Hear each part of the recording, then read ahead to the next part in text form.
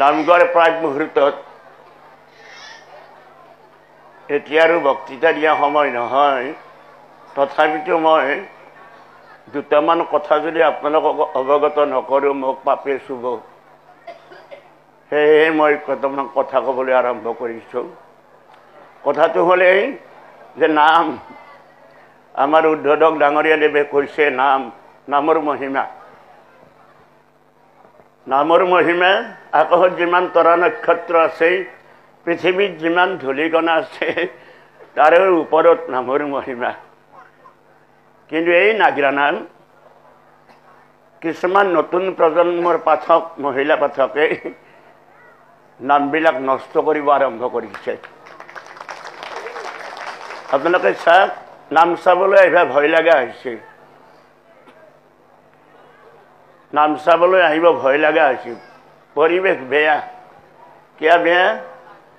যে মই আগতে আপোনালোকক কৈছোঁ, মানুহ মৰাৰ সময়ত যেতিয়া সি মৰিব বা মানুহজন যেতিয়া মৰিব ওলাব, তেতিয়া পুতেকহঁতক মাতি আনি কয়, ভাল যদি বাপাক হয়, যে বাচ্ছা মই যাব ওলালোঁ, এই খৰগেক 500 টকা দিবি আছোঁ, দিবি। এই বাৰী পাছৰ সীমাটো অলপ বেকা হৈ আছে, এইটো চিধা কৰি ল'বি বাচ্ছা। কাৰো লগত হাই কাজিয়া নকৰিবি। এনেকৈ কিছুমান দিহা দিয়া যায়। এতিয়া মই আপোনালোকক কিয় ক'ব বিচাৰিছোঁ, মোৰো বয়স এতিয়া 80 বছৰ হ'ল। এই 80 বছৰত মই এটা সদৌ অসম নাগাৰা নাম সংঘৰ সভাপতি হিচাপে দায়িত্বত আছোঁ।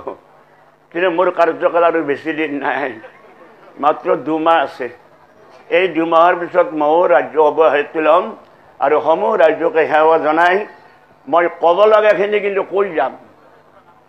তাতে হৈছে আপোনালোকে ভাল পালেও পালাক, মোৰ চাকৰি খেদালিও খেদালক। কথাটো হ'লেই যে পুৰুষে নাম গাইছে, আপোনালোকে মাত্ৰ আঙুলিকেইটা আৰু মুখখন দেখা পাইছে, হয়নে নহয়? পুৰুষবিলাকে নাম গাইছে, আঙুলিকেইটা আৰু মুখখনে দেখা পাইছে। আমাৰ লক্ষীস্বৰূপ বা আই মাতৃসকলে যে নাম গাইছে, 5 খণ্ড গোটাই দেখা পায়, 8 খণ্ড দেখা নাপায়।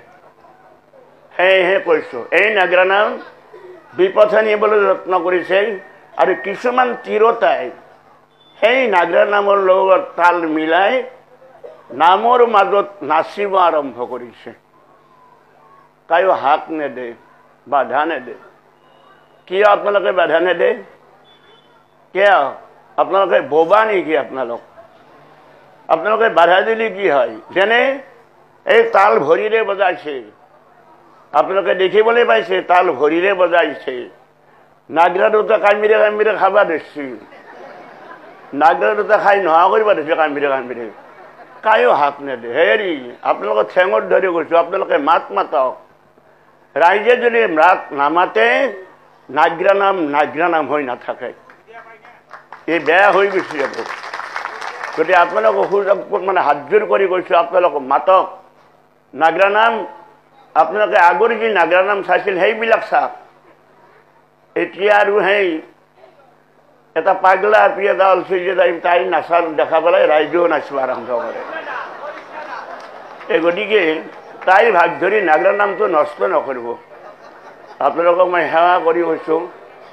আৰু তাল এই নাগৰা আপোনালোকে কাৰো বাইপাকৰ সম্পত্তি নহয়।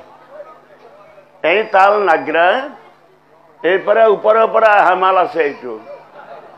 এইটো ইয়াত সৃষ্টি কৰা মাল নহয়। সেই গতিকে এই ভৰিৰে তাল বজালে সুধিব আপোনাক কোনখন সংবিধানত আছে এই ভৰিৰে তাল বজাটো, তেতিয়া ক'ব নোৱাৰিব সিহঁতে। এই তালৰ জন্ম মহাদেৱে যেতিয়া তাণ্ডৱ নাচিছিল তাৰ পৰা তালটো আনিছে, আৰু যেতিয়া পাৰ্বতী লয়লাস নাচিছিল তেতিয়া লহটো আনিছে। এই হ'ল তাল। এই তাল মানে মূল প্ৰকৃতিয়ে সেই কাঞ্চ হৈ আছে। কাঞ্চ মানে কাহা, প্ৰকৃতিৰ পৰা কাহা হৈছে। পুৰুষ প্ৰকৃতিৰ পৰা কাহা আৰম্ভ হৈছে। যত্নেই বিশ্বকৰ্মাই তাল গঢ়িল অন্ত পাছে। এই তাল বিশ্বকৰ্মাই গঢ়িছে। অশ্বিনী কুমাৰ দুয়ো ভৈলন্ত কহাৰ। কহাৰ মানেতো আপোনালোকে জানে, কহাৰ সৰ্থেবাৰীত দেখা পাব। কহাৰ বৰুণ দেৱতা সি খুটি ভৈলা তাৰ, চন্দ্ৰ সূৰ্য দুয়ো জগালি ভৈলা আখি, কুবেৰে ভাতি বায়ু ভিতৰত পক্ষী, জমে ভৈলা এঙাৰ অগ্নি আছে পুৰী, অনন্ত নিয়ৰি হল ব্ৰহ্মাই হাতুৰী, কাৰ্তিকে কুণ্ড দিলা বিন্ধে গণপতি, হাতে ইন্দ্ৰদেৱে মাতে সৰস্বতী, সপ্ৰেম ভকতি আহি ভৈলা দুই জৰি, ৰাম কৃষ্ণ নাম ঘহে সিংহনাদ কৰি। আপোনালোকে চাওক, তালযোৰ যেতিয়া বজাই দেই তেতিয়া ৰাম ৰাম এনেকৈ মাতেই, আৰু যেতিয়া ৰেপেনি দিয়ে তেতিয়া কৃষ্ণ কৃষ্ণ কৃষ্ণ এনেকৈ মাতে। এই দেৱবাদ্যক আমি ভৰিৰে বজাই ৰাইজৰ পৰা বাহবা লৈছো, আৰু ভৰিৰে যেতিয়া তালযোৰ বজাইছো, আজি বঁটা গুচিৰ মানুহে 200 টকা পুৰস্কাৰ দিলা। সেই বজা মানুহে ভাবিব যে কালি বৰাজলত গেলি 400 পাম, তাতে মাৰিম, এনেকুৱা ভাৱ যেতিয়া লৈছে। গতিকে নাগৰাটো শেষ হৈ গৈছে। বৃহৎকৰে বিশ্বকৰ্মাই দ্ৰবাক সজিলা, বলি ৰজে আনি দবা মত্যত ৰাখিলা, ৰণবাদ্য আছিল দবা সত্য তেতা দ্ৰাপৰত, শ্ৰীশংকৰে আনি থলে কীৰ্তন ঘৰত, দিশাৰ হেতু তৈয়াৰ হল কুৰকুৰি বা টকৰ, অমীয় ৰসৰ থৌ তোলে নাম সৰোবৰ। ইমান ধুনীয়া দেৱবাদ্য অক্ষৰক আমি নিজ খুচি মতে যি ইচ্ছা তাকেই ব্যৱহাৰ কৰিছোঁ। সেয়েহে মই আপোনালোকৰ কথা ঠেঙত ধৰি কৈছোঁ, মহিলাবিলাকেও মাত মাতক, নাগৰা নাম চাব আহিলি নহয়, আপোনালোকেও মাত মাতক। আপোনালোকে কিয় মাত মাতক? মই কিছুমান কথা কৈ যাম বুলি কৈছোঁ নহয়। আপোনালোকে মোবাইলটো মেলি কি চাব যে মহিলা পাঠকবিলাকে মাহত 32খান নাম গায়। বাপৰে কি আচৰিত, 32খান নাম! ই ধেমালি নেকি? 32খান নাম কিয়?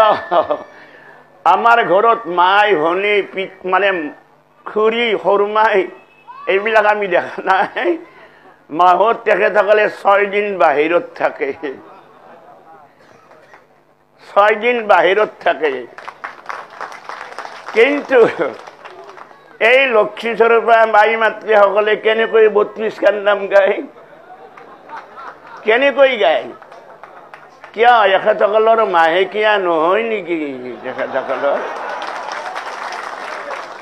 আৰু তেনেকৈ নাম গাই পইচাখিনি লৈ গুচি যায়। ভাবেকে যি কি নহওক, বেয়া নাপাব, মই কিন্তু খোলাকৈ কৈছোঁ কিছুমান কথা। সেই গতিকে মই আপোনালোকক সেৱা কৰি কৈছোঁ, আপোনালোকে ৰাইজ যদি সজাগ নহয়, ৰাইজে যদি গুৰি নধৰে, নাগৰা নাম আপোনালোকে দেখিবলৈ নাপাব, ই বেলেগ হৈ যাব। আৰু আপোনালোকে শুনি সুখ পাব। যদি সঁচাকৈ যদি নাগৰা নাম বেয়া হ'ল হয়, যদি সঁচাকৈ যদি নাগৰা নাম বেয়া হ'ল হয়, তেতিয়া অসমৰ মুখ্যমন্ত্ৰী ডক্টৰ হিমন্ত বিশ্ব শৰ্মাদেৱে সদৌ অসম নাগৰা নাম সংঘত 26 লাখ টকা অনুদান নিদিলেহেঁতেন। 26 লাখ টকা অনুদান দিছে। আমাৰ সদৌ অসম নাগৰা নাম সংঘৰ জন্ম হ'বৰ 41 বছৰ হ'ল, 41 টকাও আমাৰ নাই। কিন্তু আমাৰ অসমৰ মুখ্যমন্ত্ৰী ডক্টৰ হিমন্ত বিশ্ব শৰ্মাদেৱে 26 লাখ টকা অনুদান দিছে।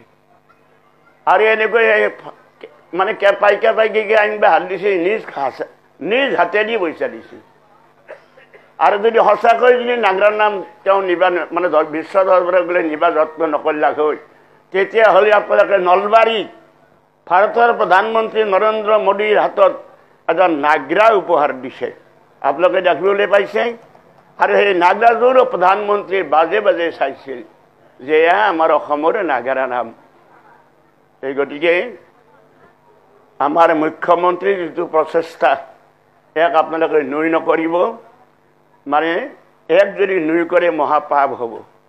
নাগৰা নাম হৈ ৰাখক, তাৰে কামনা কৰিছোঁ। আৰু মই কি ক'ম, ক'বলৈ বহু আছিল, কিন্তু এতিয়া ক'বৰ ভাষা নাই। কিয় নাই কলে হৈ থাকিব যি বকি আছে কি এইবিলাক সেনেকৈ বহুতে ক'ব সেই গতিকে মই নকওঁ মই আপোনালোকক মাত্ৰ এতিয়াই অনুৰোধ কৰিছোঁ যে আপোনালোকক ঠেঙত ধৰি সেৱা কৰি কৈছোঁ আপোনালোকে নাগ্ৰা নাম গঢ়ি ধৰক আৰু নাগ্ৰা নামটো নাগ্ৰা নাম হৈ ৰাখক তাৰে কামনা কৰি সৰ্বেই ভৱন্তু সুখিনঃ হে প্ৰভু সকলোকে সুখত ৰাখক সৰ্বেই সন্তু নিৰাময়া সকলোৰ দুখৰ পৰা নিৰাময় হওক সৰ্বেই ভদ্ৰাণী পশ্যতু সকলোৰে অন্তৰত ভাল ভাৱ জাগাওক মা কশ্চিৎ দুখ ভাগ ভাৱেত ওম শান্তি শান্তি বুলি কৈ মই নাম আৰম্ভ কৰিছোঁ নমস্কাৰ